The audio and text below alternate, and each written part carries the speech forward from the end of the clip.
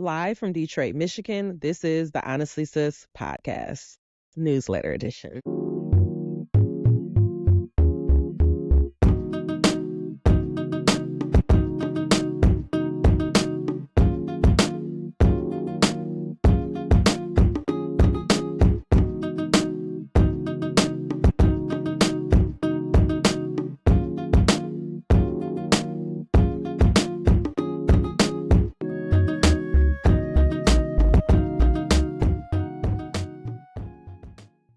Good morning, good evening, good afternoon. I am Honest Am, your host and your writer of the Honestly Sis newsletter. I hope that this podcast finds you in great spirits.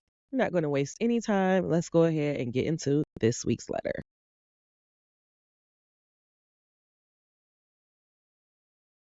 This week's newsletter is entitled Men Are Trash. Our quote comes from Jay-Z, Family Feud. Nobody wins when the family feuds. The Men Are Trash movement bothers me. As a feminist, I should be joining the marches and making posters for the movement, but I'm not because I believe that men are a lot more complicated and sensitive than we give them credit to be. Let me explain how I got here. I am a listener and a lover of the wildly popular podcast, The Read. Every week, there is a letter about a guy with great penis that a girl doesn't want to let go. Crystal and Kid Fury will begin their rants on trash men and saving yourself from heartbreak. I would 9 times out of 10 agree with the advice, but as I laughed, I couldn't help but feel like a hypocrite. The truth is, I know a ton of good black men, the type who have been in a relationship for 5+ years with no real drama or outside babies. You know, the type of guys who hang out with their fathers on a regular basis, or the type of men that spend Saturday mornings on three-way calls with their mom and sisters. Clearly, these type of men aren't trash. They have the qualities that we should all look for in a man. But what if I told you those exact same men have attention issues and it plays out as them flirting with other women? See, men are extremely sensitive and human. They leave this vulnerable side for women they deem worthy, and they treat personal things as something a woman must earn. Which makes me think, why aren't we doing the same thing? Why are we dying to bring the guy we just met to our family reunion? We may have laughed at Tasha from Insecure, but some of us has been on date number 1 thinking about future kids. Could it be that women have unrealistic expectations that lead us to thinking that a man has trash behavior? When Jay-Z released 444, I was obsessed with everything about the album. He came out and said that he had been leading us astray. This album was the manifestation of his model. Hov did that, so hopefully you don't have to go through that. He told us he was trash and the steps he had to take to overcome it. He even brought in more men and with different points of views to show, hey, men are complicated as fuck and they don't know what they're doing when it comes to love any more than women. See, what I have come to realize is that traditionally, men aren't expected to figure out the love shit. They must get money, provide, be the protectors, and they can't cry or bitch about how hard it is. With something as rare as this album and the footnotes, you would think that there would be pieces celebrating vulnerability. You would think that we will all be talking about how some of the most powerful men in the industry discuss their shortcomings in love. Instead, it was the exact opposite. People were downing him for revealing his deepest secret. They even went as so far as to say that Beyonce wasn't a feminist and she was dumb for sticking around. Can we just stop and laugh at that for a minute? Has no one heard ring the alarm? Beyonce put in years, shit, a decade with this man. She made it clear she wouldn't just walk away from something she built. Plus, they have a marriage, not some raggedy ass relationship. I'm ranting, but the point is, I found myself getting frustrated and disgusted by the public response. It made me realize that men are not trash. We just have a trash ass mentality when it comes to men and relationships. Movies has ruined us all. They have us thinking that relationships is just a matter of finding the right person who's attractive, who can make you laugh, possibly give you last checking orgasms, and then bam, we're all set. Life falls into place and cue the happily ever after music. But like Gerard Carmichael said, there's a reason why fairy tales don't have sequels. Except for now, Disney is obsessed. The truth is, no one wants to see what it takes to sustain that level of happiness. People see Michelle and Barack Obama and they laugh at their cute little story. Oh my gosh, a hole in the floorboard of the car. But no one thinks about the constant internal battles Michelle Obama probably had to endure in the in-between phase. Sure, Barack was charming, he had swag too, but he wasn't on her level. She was placing her bets on his potential in her heart. I can just imagine the phone calls with her girlfriends back then. A whole his broke ass, run, Shelly. If you haven't been in a serious relationship, let me be the first to tell you they are hard as fuck. It is no fairy tale, and there's damn sure isn't a rule book to getting it right. So instead of saying that men are trash, let's say that men are complicated, emotional human beings with penises. I can agree that men don't always get it right, but why not applaud a man when he reveals a weakness? How about showing some compassion and patience? Remember that even money and hashtag life goals, there are still real things to overcome in relationships. Money don't banish personal demons. There is so much division in the world. Why are we creating more in our homes, in our society, shit within our own damn culture? Can we not have a trash ass mentality, or do you still think that men are trash? True Prince music.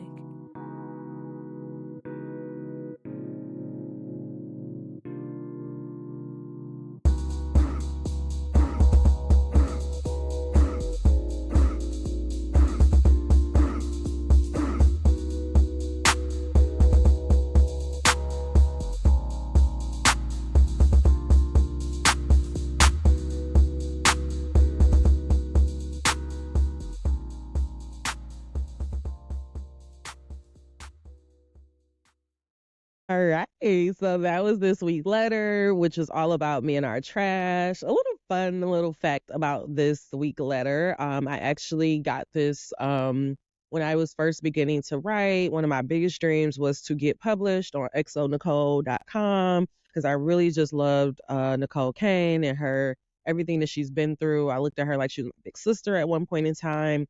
This article actually did get published on the website. And it is called, matter of fact, y'all, I cannot even remember. I think it was called Unrealistic Expectations. Hold on, I'm about to go to the actual website.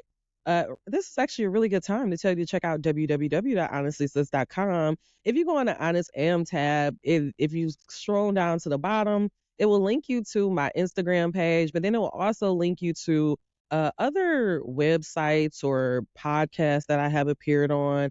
At the very first one, it shows you the XO Nicole, which shows you all of my articles that I have written for this website, and which was actually about 4 or 5. I haven't realized how many I wrote. It was the first time that I got paid, and I'll tell you in the conclusion why I stopped kind of doing that.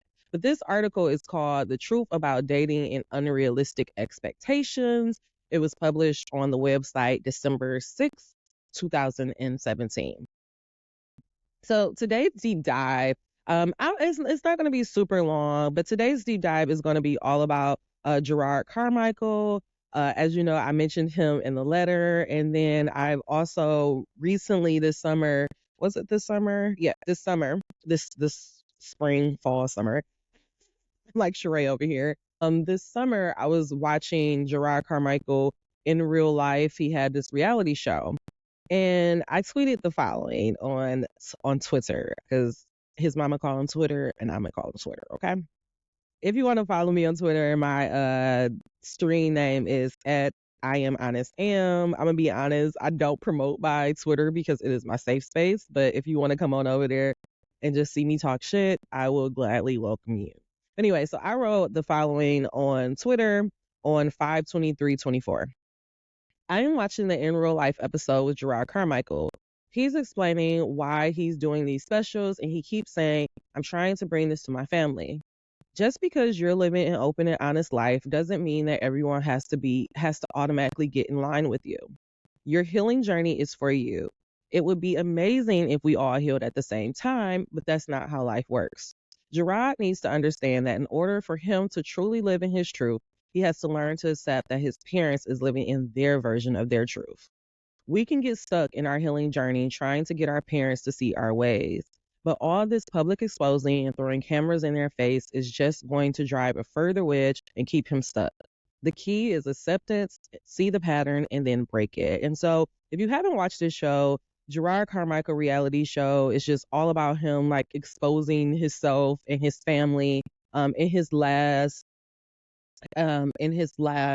comedy special. I think it was called Rathaniel or something like that. He came out as gay. And he just talked about like how his mom and his parents was just really, really struggling with it. He also exposed his parents and, his dad cheated on his mom and just it's just like watching that show. And it's so funny because he was really aggravating me. Charlemagne gave him Donkey of the Day. And like I was like really like triggered by him and I didn't get it. And I was just like, oh my God, he's so annoying. Like, why is he acting like this? He really does have like this mentality, this like kind of savior mentality, and he thinks that he's the smartest man in the room. And so I go and Google, to see like what is Gerard Carmichael's zodiac sign, and he's an Aries, which I am also an Aries. So that just made me like, is this me? Like, am I so triggered? Because I am like Gerard Carmichael. And honestly, I was like when I started, honestly, sis, like we haven't got to those letters, but there are some letters where I was literally I said that I was being honest and vulnerable, but really it was a cry for help. And this is why I'm really happy that honestly, sis, now is kind of I have some distance between my writing. So even now, like if you see up here, I have all of this little board right here. Well, if you're watching this visually, this may be a good time to go check me out on YouTube. But I have a board right here, and this is like all of the newsletters that I have to type up and write for Honestly. So I like it this way because there's some distance between me and when I'm writing. Before, when I first started Honestly Sis, like I was just writing whatever I was experiencing. When I think about it, it's just like so cringy because it does feel like, well, I'm being honest and I'm being vulnerable. But if you haven't healed that wound, it's literally like you are like slicing your wrist in front of people and being like, look at me, I'm being honest, I'm being vulnerable, but really you're crying out for help. And that's what this whole episode is. Like Gerard kept talking about how I'm doing this for my family and I'm trying to bring this healing to my family. And it's like, I get it. Like, yes, it would be great if we could get our parents to heal at the same time as us, but that is not the purpose of the healing journey. And I had to learn that the hard way. I got an inner child therapy a couple of years ago. And I'm going to be honest, like, this is why I tell you do not rush your healing journey and allow it to happen naturally because I got that inner child therapy and I was not ready for it. I thought I was ready for it. I was not ready for it. It literally showed like all of the patterns. And mind you, I was just talking to the lady, tell her my life story. And then 2 days later, she gave me this like printout of like all these patterns that I'm going through and all these things that I've got from my parents. And to be honest, it made me mad. It made me really distrust my parents and I was angry with them and I wanted them to apologize for everything they have done and I wanted them to change and realize that they could be better and all these other things. And guess what? It didn't happen. I just kept driving a further and further wedge between my parents because the thing is, we are the ones that are going through the healing journey. We are the ones that are getting this information. We are the ones that are in these trenches. Your parents are just your parents. And they've probably been this way for a very, very long time. And so I had to just come to realize that my parents was not going to change. My parents was not going to magically overnight realize all the ways they did me wrong. My parents are not going to, listen to my newsletter or listen to my podcast and all of a sudden have a revelation that let me apologize to Amber. Let me do things better. Like my parents are my parents. And I've come to realize that through that exact same inner child therapy, that they didn't have parents that were, there and readily able to listen to their emotions and their needs. So how could they do the same for me? And so I had to accept that, my parents did the best that they could do at that time. And it sounds like you're giving them a pass and it's like you're trying to, make it not seem that bad. But it's like, what is the alternative? The alternative is like keeping this anger towards your parents for their whole life because they won't change because you decided to change. It sounds crazy. It's like you're holding your own healing process hostage. And so I've had to come to realize that I can't change my parents. I can't make them be aware of everything that, I've experienced. All I can do is do these honestly sis letters, keep writing, keep going after my path. And hopefully, later down the line, maybe they may have an aha moment. Maybe they may really want to do better. But I have learned that I can't hold myself up. I can't hold healing up because my parents are not changing. Like, that's not fair. And also, for anybody that may be listening to this, I want you to realize that if our life was determined the moment that we were born for the parents that we had, then what would be the point of even having a healing journey? I literally stopped listening to a healer because she said that, oh, the reason why your life is so messed up is because you won't heal, you won't forgive your mom, or something like, until you repair your relationship with your mom, you're never going to be healed. And I just refuse to believe that. Like, yes, I do believe you need to acknowledge whatever shit you have going on with your parents, but you're your own person. Your parents do not define how far you go in life. That's why you are your own individual person.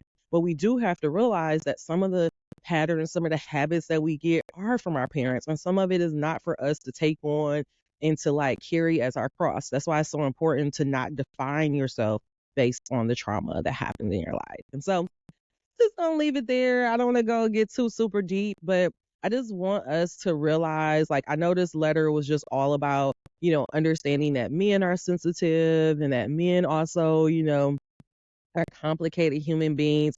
But overall, life is complicated. Humans are complicated and we all have our struggles. And if you find yourself, you know, being held up and held hostage in your healing journey because you can't get over something that a parent did, I'm going to invite you to write a letter to your parent.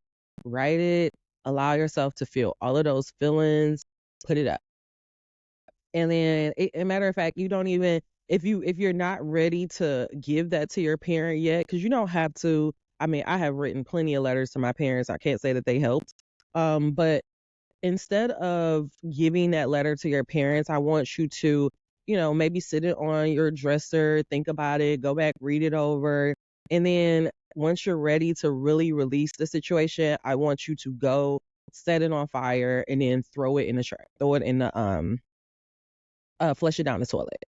You're going to write the letter, feel all those feelings, get it out, tell your parents exactly what you want to hear, you need them to hear. You want for them to know about you. Don't be afraid to be vulnerable. In my letter, I told my dad, like, I feel like I don't know you. I feel like you don't know me. Like, I want you to know me. I wrote everything, all my hopes, all my wishes, all of everything, everything that I wanted him to know about me. I put it in that letter. I actually put it up for a while. I ran across it. And even though I didn't remember, I mean, I didn't feel exactly that same way about the letter anymore. I just burnt it. I put it in I put it in the toilet. And the reason why it's important for you to flush it down the toilet is because you want to use all the elements. So by you thinking it and writing it down, that's air. Putting it on paper, that's earth. Lighting it on fire, that's fire. Putting it in the toilet, that is water. That's all the four elements. That way you can completely, convene with the divine, and then you just let it go. And the whole purpose of that is that 9 times out of 10, some way your spirit team, whatever, if your parents is open to it, and my dad is, they'll get it. They'll get the message. And after I burnt the letter, a couple of days later, maybe a week or so later, my dad reached out to me, and it was not a big, oh, I feel so guilty. It was just like, hey, I just want to let you know, like, I love you. I don't know, like, how much longer we're going to be around, but I just really want you to know I love you. And I think for me, I just recognize like that's going to be as good as it's going to get. Like I'm not going to get what I want from him, but that at least I know that he somehow got that message of how I felt about him, how I feel about the status of our relationship, and how I wish it would get better. It hasn't gotten better, but it's because I have accepted that my father is who he is, and I have accepted that I am who I am, and that I'm going to get the love that I need regardless. If it's not from him, it's going to come from somewhere else. Like, I also truly believe that the universe don't take anything from you that they're not willing to give back to you. And so I'm releasing that desire that my parents would like magically get their shit together. And I'm just accepting that they are who they are, and that I am going to get what I need regardless of them being who they need to be. I hope that makes sense. All right, I'm going to leave it there. That is the deep dive for this. Forgive your parents and don't let your pain and the trauma from your childhood hold you hostage from your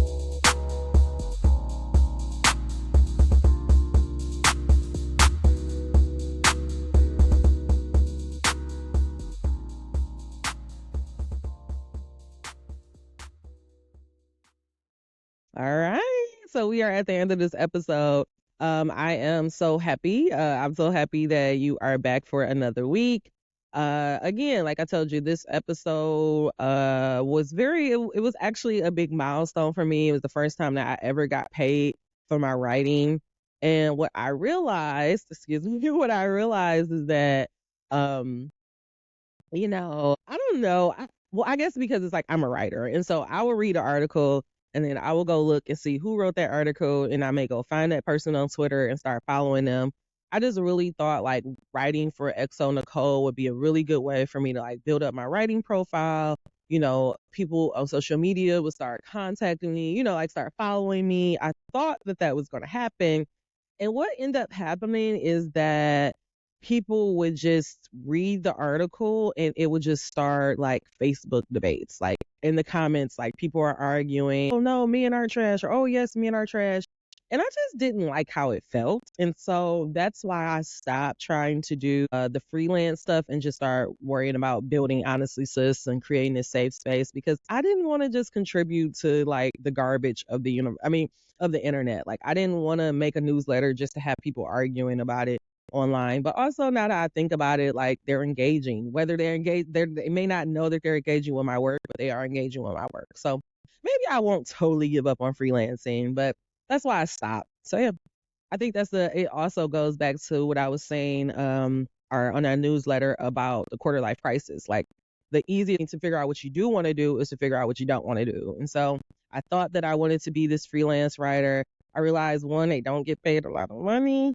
And two, like I didn't really like how it felt, how the interaction felt. I didn't feel like I was building community. I felt like I was just building more chaos in the world. But I did go to this conference in New York earlier this year, and this girl was just like, you should be writing for major publications.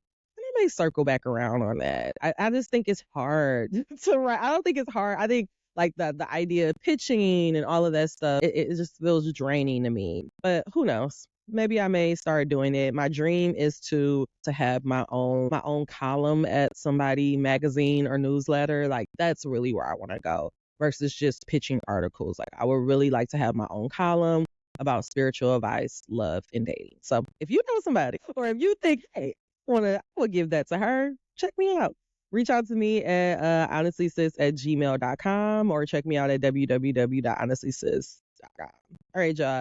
That is it for this week. Until we meet again, dream those dreams. Never let the internet rush you and never ever let someone tell you what you cannot do. Do you believe that men are trash? Or do you think they are sensitive human beings with penises?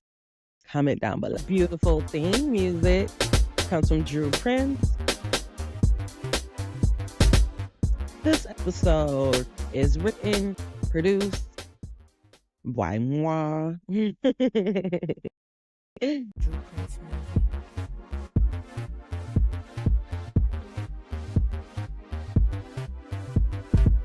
Remember, Honestly Sis is an independently owned and operated company. So if you'd like to donate or become a subscriber, please check us out at www.honestlysis.com.